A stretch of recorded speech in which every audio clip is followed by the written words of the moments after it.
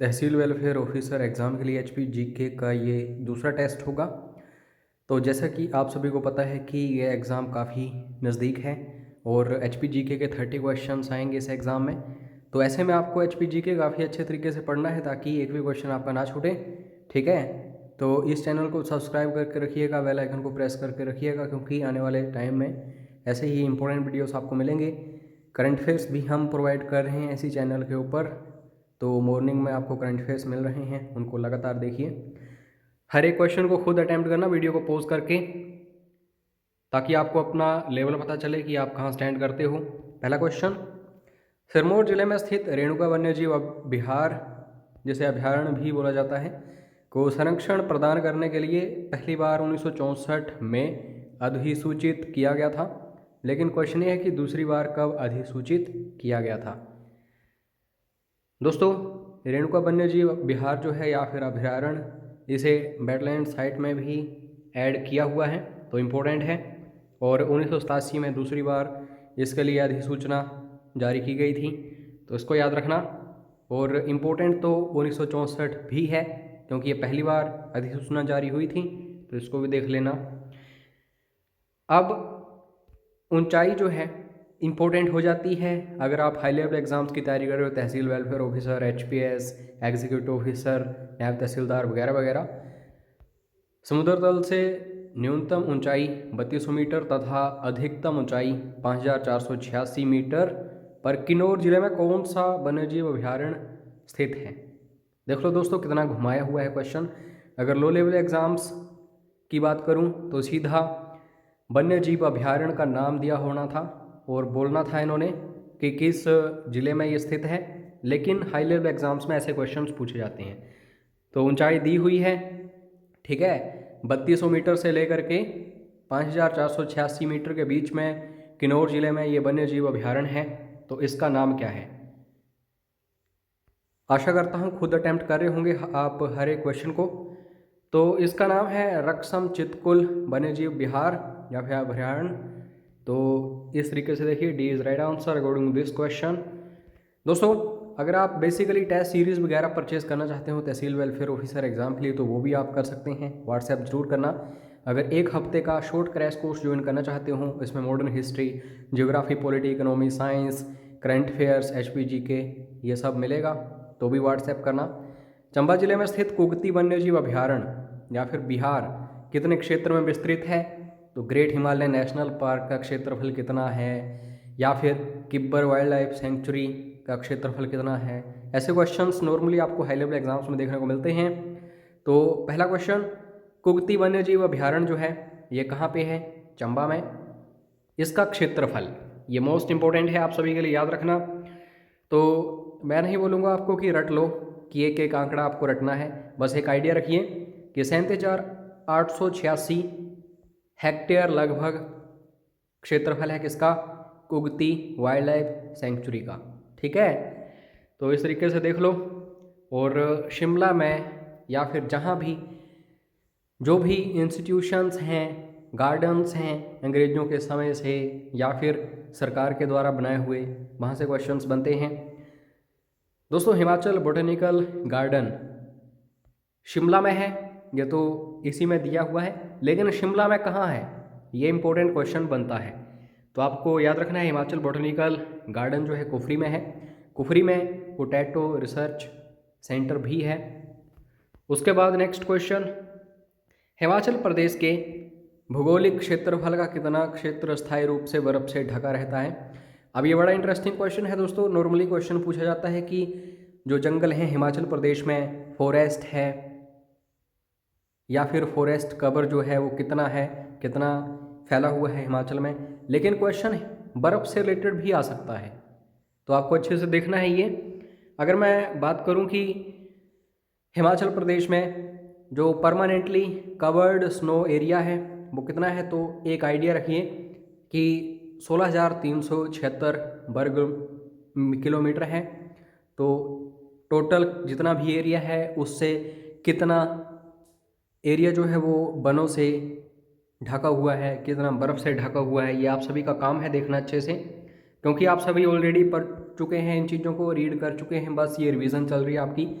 निम्न में से किस स्थान पर मधुमक्खी पालन केंद्र स्थित है? भेड़ों का प्रजनन केंद्र, याकों का प्रजनन केंद्र, मृग का प्रजनन केंद्र, मुर्गियों का प्रजनन केंद्र। ऐसे क्वेश्चंस तो नॉर्मली हैं, बजट में ये सारी चीज़ें दर्शाई जाती हैं एग्रीकल्चर वाले उस कॉलम में। तो मधुमक्खी पालन केंद्र जो है हिमाचल प्रदेश में, इन 4 ऑप्शंस की बात करूं तो सरोल में है, चंबा आपको पता ही है, यहाँ पे भेड़ प्रजनन केंद्र भी है। शिमला जिले में कस्तूरी मृग प्रजनन फार्म कहाँ पर स्थित है? ये भी इंपॉर्टेंट क्वेश्चन बन रहा है। तो यहाँ पे शिमला की बात हो रही है, इसको भी ध्यान से देखिएगा। ऐसा नहीं कि आप रट के चले गए कहीं किसी और प्रजनन केंद्र को और वो एग्ज़ाम में ना आया तो आप बौखला गए। शिमला की बात हो रही है। तो ये भी कहाँ पे है? कुफरी में है। तो कुफरी में आपको काफ़ी चीज़ें देखने को मिल रही हैं। उसके बाद नेक्स्ट क्वेश्चन, हिमाचल प्रदेश में मध्य हिमालय जलागम विकास परियोजना ये दोस्तों किस वर्ष शुरू की गई थी? तो ऑप्शंस आपके सामने हैं। और अगर मैं पिछले 5 या 10 सालों के क्वेश्चन पेपर्स को एनालाइज करूं तो ऐसे क्वेश्चंस भी बनते हैं जो बाकी राज्यों में योजनाएं हैं। जो हिमाचल में एंटर होती है कोई योजना तो किस वर्ष वो शुरू हुई थी वगैरह वगैरह। 2015 में मध्य हिमालय जलागम विकास परियोजना जो है हिमाचल में शुरू हुई थी। उसके बाद बजट में ये चीज़ें या फिर इकोनॉमिक सर्वे में देखने को मिलती हैं। अंगोरा खरगोश की नस्ल में वृद्धि के लिए प्रदेश के किस जिले में 7 इकाइयाँ स्थापित की गई हैं? तो 7 इकाइयों के नाम आपको याद नहीं रखने हैं, बस इतना याद रखना है कि कहाँ पे ये इकाइयाँ हमें देखने को मिली हैं। तो कांगड़ा बिल्कुल सही आंसर है, कंदवारी वगैरह वगैरह और भी काफ़ी नाम हैं इनके। उसके बाद प्रदेश के चंबा जिले में किस स्थान पर भेड़ प्रजनन केंद्र खोला गया है? अब दोस्तों ये बड़ा इंटरेस्टिंग क्वेश्चन है क्योंकि आपको यहाँ पे ऑप्शंस में सरोल देखने को नहीं मिलेगा, तो पजल मत होइएगा। चंबा में चूड़ी में भी आपको क्या देखने को मिलता है? भेड़ प्रजनन फार्म, शीप ब्रीडिंग सेंटर प्रदेश के। और हाँ, शिमला वाला काफ़ी पूछा जाता है एग्जाम्स में, ज्योरी जो है और हमीरपुर का ताल है। तो ऐसे क्वेश्चंस बनते रहते हैं। प्रदेश के सिरमौर जिले में किस स्थान पर भारत सरकार द्वारा खाद्य प्रसंस्करण इकाई की स्थापना की गई है? सिरमौर जिले की बात हो रही है, इसको जरूर देखिएगा। आंखें बंद करके आप किसी को चूज़ मत कर देना एग्ज़ाम में, जिला जरूर देखना कि किस जिले के रेफरेंस में संदर्भ में बात हो रही है। धौला कुआं, और धौला कुआं आपको याद हो तो यहाँ पे मैनेजमेंट का जो आप कह सकते हैं इंस्टीट्यूशन है वो भी एस्टेब्लिश किया हुआ है 2014-15 में। तो एकमात्र IIM हिमाचल का कहाँ है? सिरमौर, या फिर अगर बिल्कुल एग्जैक्ट पॉइंट पूछा जाए धौला कुआं। हिमाचल प्रदेश में किस वर्ष भूमि क्षेत्र कानून पास किया गया था? तो ये बेसिकली हमें 1972 में देखने को मिला था। और याद रखिएगा इस समय डॉक्टर YS परमार जी हमें देखने को मिलते थे, तो उनकी काफ़ी भूमिका थी इन चीज़ों में। 1876 में भू सुधारों की शुरुआत किसने की थी? ये तो हमने देख लिया कि 1972 में ये सब कुछ हमें देखने को मिला था हिमाचल प्रदेश में, लेकिन शुरुआत अंग्रेजों के समय से ही हो चुकी थी। तो लॉर्ड हे हमें देखने को मिलते थे। तो कर्नल रीड जो हैं ये भी उन्हीं के साथ थे। तो ये जो कर्नल रीड हैं इन्होंने चंबा वगैरह में ये चीज़ें शुरू की थी, जो भू सुधार वगैरह हैं। शिमला पहाड़ियों में काफ़ी फेमस थे ये।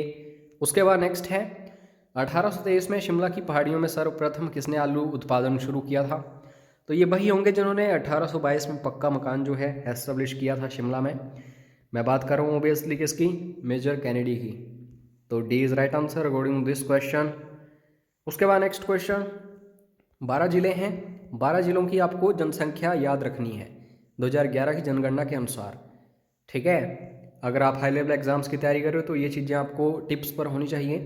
तो किन्नौर जो है 2011 जनगणना के अनुसार जो जनसंख्या है 84,121 लोग। और याद रखिए किन्नौर में आपको सबसे कम लिंगानुपात देखने को मिलता है। कमेंट करके फटाफट बताना कि किन्नौर में लिंगानुपात कितना है। अभी पता चल जाएगा कि आपने तैयारी शुरू की है अभी तक या नहीं की है। मुख्यमंत्री रोशनी योजना के अंतर्गत कितने परिवारों को निःशुल्क कनेक्शन देने का लक्ष्य रखा गया है? तो ये योजनाएं जो हैं हिमाचल सरकार की, ये सिर्फ आपको हमारे चैनल के ऊपर ही इसका डाटा देखने को मिलेगा। अदर किसी भी चैनल के ऊपर नहीं ऐसी चीज़ें देखने को मिलती हैं, क्योंकि हमारी टीम आपके लिए काफ़ी मेहनत करती है। रोशनी योजना काफ़ी इंपॉर्टेंट है दोस्तों। जो भी ऐसे परिवार रह गए हैं जिनमें बिजली का कनेक्शन नहीं है, तो उनको कवर किया जाएगा इसमें। तो 17,550 इसका लक्ष्य निर्धारित किया गया है और बजट में इसके लिए प्रावधान कितना था? 13 करोड़ 16 लाख। ठीक है। विश्व का सबसे ऊंचा चाइल्ड क्रिकेट मैदान, सीधा क्वेश्चन यही आता है लो लेवल एग्जाम्स में कि विश्व का सबसे ऊंचा क्रिकेट मैदान कौन सा है? तो आप सभी का आंसर होता है कि हाँ, चाइल्ड सबसे ऊंचा है। लेकिन क्वेश्चन हाई लेवल एग्जाम्स में कैसा बनता है? विश्व का सबसे ऊंचा चाइल्ड क्रिकेट मैदान जो है किस ईयर इसको एस्टेब्लिश किया गया था, बिल्ट किया गया था? तो आप सभी का आंसर होना चाहिए 1893 ईस्वी में। अंग्रेजों की बात है ये। हिमाचल आयुर्वेद विभाग का नाम बदल कर रखा गया है। तो ऐसे क्वेश्चंस भी बनते हैं, किसी विभाग का हिमाचल प्रदेश में नाम चेंज होता है। तो हिमाचल आयुर्वेद विभाग का नाम जो है बदल के रखा गया है दोस्तों, आयुष विभाग। तो अब आप पजल नहीं होने चाहिए इन फ्यूचर जब ये क्वेश्चन बनेगा एग्जाम्स में। शिमला राज्य पुस्तकालय, सीधा क्वेश्चन आता है कि राज्य पुस्तकालय किस जिले में है? तो शिमला आप सभी आंसर करते हैं, लेकिन मैंने यहाँ पे सीधा दे दिया है शिमला राज्य पुस्तकालय। तो इसको स्थापित कब किया गया था? ये मोस्ट इंपोर्टेंट क्वेश्चन है। जैसे लाइब्रेरी जो है नाहन में, महिमा लाइब्रेरी, वो कब एस्टेब्लिश की गई थी? ऐसे क्वेश्चंस बनते हैं। तो ऐसे क्वेश्चंस जरूर बनेंगे। शिमला राज्य पुस्तकालय जो है आपको याद रखना है कब इसको एस्टेब्लिश किया गया था? 1838 में। ये भी अंग्रेजों के समय में ही सब कुछ हुआ था। मोस्ट इंपॉर्टेंट कालका शिमला रेलवे ट्रैक काफ़ी बार मैं कवर करवा चुका हूँ, इसलिए ज़्यादा इसके बारे में डिस्कशन नहीं करूँगा। HPGK के वीडियोस जरूर देखा करो जो हमारे चैनल पर होते हैं। कालका शिमला रेल लाइन पर बनी बड़ोग सुरंग, आप सभी को पता है कि सबसे लंबी सुरंग कौन सी है? यही है। तो इसकी लंबाई पूछी जाती है कि लंबाई इसकी कितनी है? तो 1144 मीटर, याद रखिएगा। ठीक है। उसके बाद नेक्स्ट क्वेश्चन दोस्तों, सिरमौर के राजा शमशेर ने, अब मैंने आपको बताया था कि 1857 की जो क्रांति हुई थी उस समय बुशहर का राजा शमशेर सिंह था और सिरमौर का शमशेर प्रकाश। ठीक है। तो नाहन फाउंड्री इन्होंने ही स्थापित की थी। लेकिन क्वेश्चन ये बनता है कि आखिरकार कब एस्टैब्लिश की थी, किस ईयर? तो 1867, याद रखिएगा, नाहन फाउंड्री। उसके बाद भूरेश्वर महादेव मंदिर, मंदिरों से रिलेटेड एक क्वेश्चन जरूर आता है। और ऐसा नहीं कि आपको नॉर्मल से मंदिर दिए जाएंगे कि बाबा देवसिद्ध मंदिर किस जिले में है वगैरह वगैरह। टफ क्वेश्चंस पूछे जाएंगे हाई लेवल एग्जाम्स में। भूरेश्वर महादेव मंदिर आपको देखने को मिलता है कहाँ पे? सिरमौर में। इसको भी याद रखो। स्कोर जरूर अपना बताना कमेंट करके वीडियो के लास्ट में, कहाँ आप स्टैंड कर रहे हो। और पेड क्रैश कोर्स अगर आप ज्वाइन करना चाहते हो इन फ्यूचर, आप अदर एग्जाम्स की तैयारी भी करोगे तो जरूर ज्वाइन करना। मंडी का अंतिम राजा कौन था? यह भी इंपॉर्टेंट क्वेश्चन है। हर रियासत का अंतिम राजा पूछा जाता है। तो मंडी की बात करूं तो जोगेंद्र सेन आपको याद रखना है। बिलासपुर के जैसे आनंद थे तो उसी प्रकार जोगेंद्र सेन याद रखना। आनंद चंद की पुस्तक भी है जो फ्यूचर प्रेजेंट पास्ट, किसका? बिलासपुर का। सर आर्थर मिल्स, ये वेरी वेरी इंपॉर्टेंट क्वेश्चन है और टफ क्वेश्चन आप इसे बोलोगे। सर आर्थर मिल्स ने मंडी में घंटाघर की स्थापना कब की थी? तो मंडी में घंटाघर भी है, आपको पता होगा अगर आप वहाँ से हो। तो इसकी स्थापना की गई थी किसके द्वारा? Sir Arthur mills. कब की थी इन्होंने? 1934 में। उसके बाद नेक्स्ट क्वेश्चन, अटल सुरंग बहुत ही ज़्यादा चर्चा में रही है। ओबियसली एक या दो क्वेश्चंस बनेंगे, सारे क्वेश्चंस कवर करूंगा इस क्वेश्चन के थ्रू। अटल सुरंग की नींव कब रखी गई थी? तो दोस्तों इसकी परिकल्पना की थी अटल बिहारी वाजपेयी जी ने, लेकिन नींव रखी गई थी सोनिया गांधी के द्वारा 2010 में। और फाइनली 2020 में इसका आप कह सकते हैं उद्घाटन किया गया है। तो ये सारी चीज़ें आपको पता होनी चाहिए। पहले इसकी लंबाई कुछ और बताई गई थी, लेकिन एक्चुअली जब तैयार हुई तो 9.2 किलोमीटर इसकी लंबाई बनी, लेंथ बनी। लाहौल घाटी में है ये, सीधा क्वेश्चन आ सकता है किस घाटी में है ये? पीर पंजाल पर्वत श्रृंखला में है। किस माउंटेन रेंज में है? पीर पंजाल। और जैसा कि मैंने आप सभी को बताया है कि परिकल्पना इसकी अटल बिहारी वाजपेयी जी ने की थी। और इसका आकार कैसा है? घोड़े की नाल की तरह, ऐसे। तो ऐसे क्वेश्चंस बनेंगे। बाकी दोस्तों आप मैसेज करके ज़रूर अपने डाउट्स वगैरह शेयर कर लेना और चैनल को सब्सक्राइब करके रखिए, बेल आइकन को प्रेस करके रखिए। जय हिंद, जय हिमाचल।